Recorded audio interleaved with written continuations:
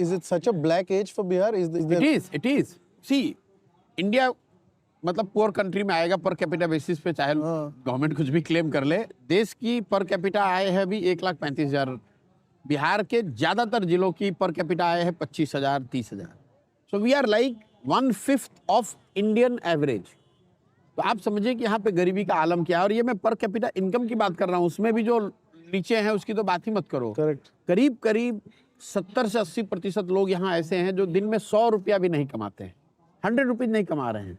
इतनी गरीबी है। आप गांव में घूम रहे हो, देख रहे हो। बिल्कुल बिल्कुल। मतलब 50 से 60% जो नवयुवक हैं गांव में, वो तो माइग्रेट कर गए हैं। वो सारे लोग बाहर चले गए पलायन मजदूरी करने के लिए।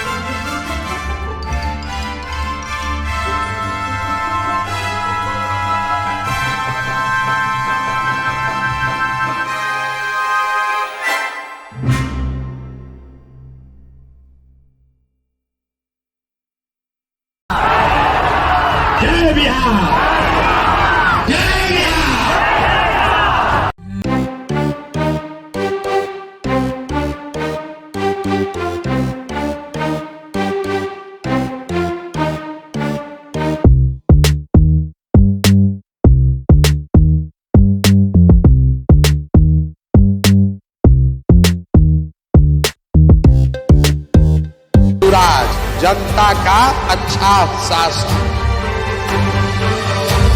उम्मीदों की एक ऐसी यात्रा जो सिर्फ सड़कों पर नहीं बल्कि लाखों दिलों में तय हो रही है। ये यात्रा है आम आदमी की, किसानों की, मजदूरों की, महिलाओं की, शोषितों और वंचितों की, हर उस इंसान की जो सपने देखता है जब लोग सरकार से हताश और नाउम्मीद हो चुके हैं। इस यात्रा ने लाखों लोगों को हिम्मत, आवाज और ताकत दी है। सच बोलने की, कमजोर के साथ खड़े रहने की।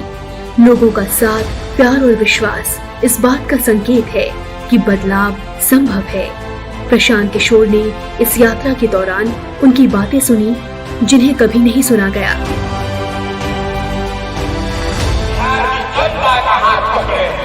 जिसको भी आप चुनकर निकाल दीजिएगा।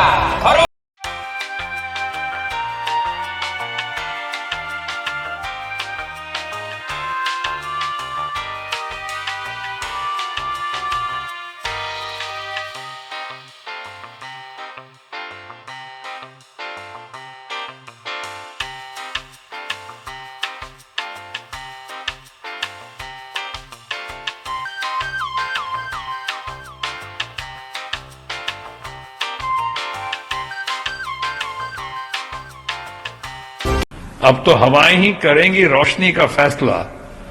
जिस दिए में जान होगी वो दिया रह जाएगा।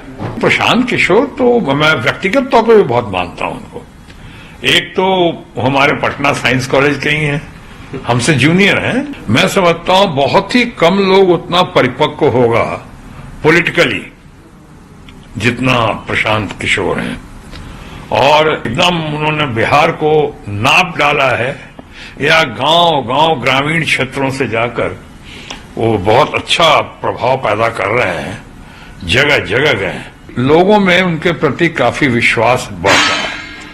और पहले से प्रशांत किशोर बहुत ज्यादा जिस कमिटमेंट के साथ वो लगे हुए हैं, उनके बारे में सुन रहा हूं, जिस कमिटमेंट के साथ लगे हुए हैं, मुझे विश्वास ही नहीं बल्कि मैं ये भी कह सकता हूं कि मुझे पूरा यकीन है, विश्वास ही नहीं बल्कि मेरी शुभकामना है, प्रार्थना है और कामना भी है कि उनका भविष्य बहुत उज्जवल दिख रहा है और उज्जवल हो, इसकी कामना करते हैं। क्योंकि वो एकदम ग्राउंड जीरो कहते हैं या डाउन टू अर्थ तो खुद है ही, लेकिन इतने इंटेलिजेंट है कि बातों को समझते हैं, बातों का इतने बढ़िया जवाब देते हैं। राजनीतिक सूझबूझ तो उनके अंदर खसक की है।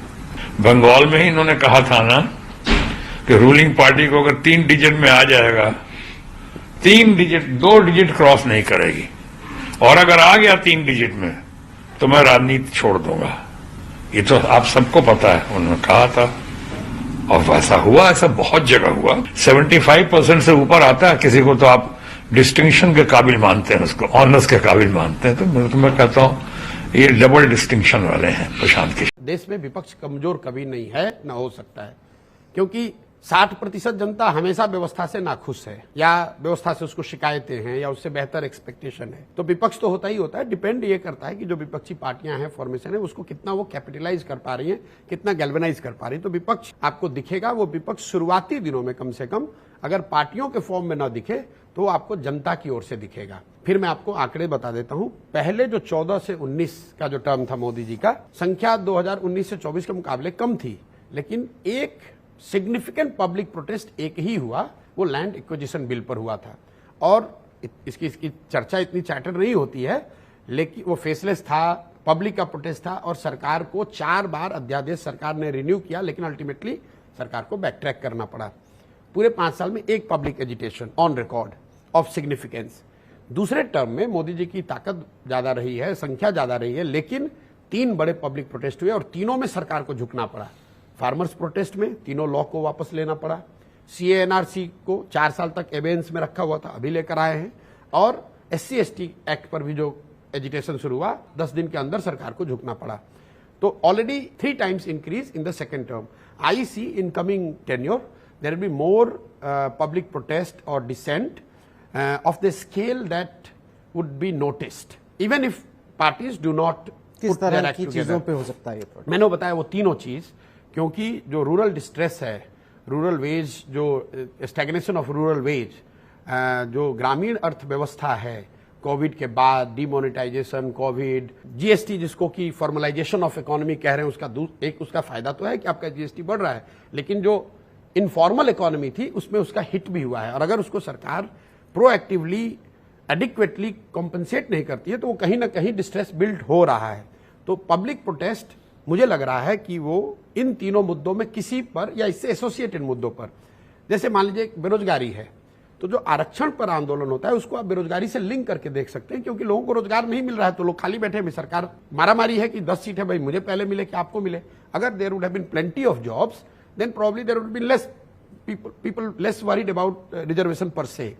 तो मुझे लगता है कि ये तीनों मुद्दे सरकार के लिए हेडेक बने रहेंगे और इसको लेकर पब्लिक प्रोटेस्ट आपको देखने को मिल सकता है। जहां तक आपने कहा कि विपक्षी पार्टियों का भविष्य, if Congress willing and able to change the status quo in their leadership, in their approach, I think they would have a very good chance going forward because 15 साल की एंटी इनकम्बेंसी हो गई होगी। जब आप कह रहे हो कि लीडरशिप बदलने की जरूरत है, स्टेटस को बदलने की मैं जरूरत है, लीडरशिप बदलने की सिर्फ बात नहीं कर रहा हूँ, एक तो माइंड सेट है। देखिए, आप जो कांग्रेस को या राजनीतिक पार्टियों को करीब से देख रहे हैं, वो ये बताएंगे कि बाई एंड लार्ज कुछ चेहरे बदल सकते हैं, अहमद पटेल की जगह वेणुगोपाल आ गए होंगे, लेकिन जो कांग्रेस के फंक्शनिंग का जो तरीका है, डिसीजन मेकिंग है, वो बाई एंड लार्ज 14 और 24 में बिल्कुल बदला नहीं है, बिल्कुल नहीं बदला है।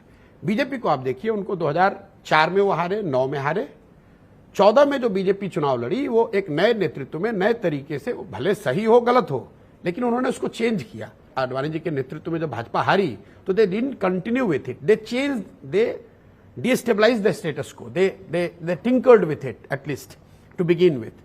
तो मुझे लग रहा है कि कांग्रेस को जब स्टेटस को से हटना होगा, वो लीडरशिप में है, उनके काम करने के तरीके में है, पब्लिक आउटरीच में है, हर चीज में। स्टेटस को से अगर नहीं हटेंगे तो सिर्फ आप चाहे किसी ए को बनाइए, बी को बनाइए, उससे कोई फर्क नहीं पड़ने वाला। लेकिन if they do that, they would put a formidable challenge, they could put formidable challenge to Modi ji. आपने leadership की बात because you have to see in conjunction with internal weakness of BJP, which I have been telling, मतलब लोग पूछते रहते हैं BJP की क्या कमजोरी है, तो इन 10-12 सालों में जो बीजेपी की एक कमजोरी जो बढ़ती ही जा रही है एक तरीके से, जो कि उनकी सबसे बड़ी ताकत है, the over dependence of Narendra Modi. तो जैसे कांग्रेस की हालत थी, एक समय आया कि इंदिरा जी पे उनकी डिपेंडेंस इतनी हो गई कि जिस दिन इंदिरा जी थोड़ी अनपॉपुलर हुई तो सेकेंड लाइन कुछ बचा नहीं। मुझे लग रहा है कि बीजेपी भी उस दिशा में बढ़ गई है, जहां पर कि उनकी पूरी डिपेंडेंस जो है वो मोदी जी की पॉपुलैरिटी पर है। अगर वो थोड़ा सा हिला, as we go along, his popularity, his ability to transfer vote, his ability to fetch vote for at every level, be from panchayat to assembly to Lok Sabha, will be affected, and data is already suggesting that it is already getting affected. मुझे लगता है कि वो दिक्कत आए। ये भ्रम है लोगों का कि भैया बिहार से बड़ा कलेक्टर बनता है, कोई बिहार से कलेक्टर नहीं बन रहा है। वो लोग बन रहे हैं जो बिहार छोड़कर चले गए, बिहार के रहने वाले हैं, और उसमें ज्यादातर लोग लौटने वाले नहीं हैं। हम लोग भी बिहार के सरकारी स्कूल से पढ़े हैं। अब वो जमाना चला गया कि जब आप साइंस कॉलेज में पढ़िएगा, पटना कॉलेज में पढ़कर कलेक्टर इंजीनियर बनिएगा। अब यहाँ पर नीतीश कुमार ने, लालू ने सबके हाथ से किताब हटाकर सबके हाथ में तस्तरी पकड़ा दिया।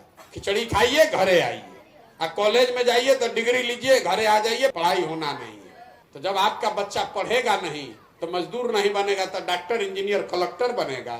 लेकिन यहाँ आदमी को समझना ही नहीं है। बिहार में हर आदमी किसी न किसी का बंधुआ मजदूर बन गया है वोटर के नाम पे। तो बंधुआ मजदूर के समाज में आपके बच्चे मजदूर नहीं बनेंगे तो कलेक्टर बनेंगे।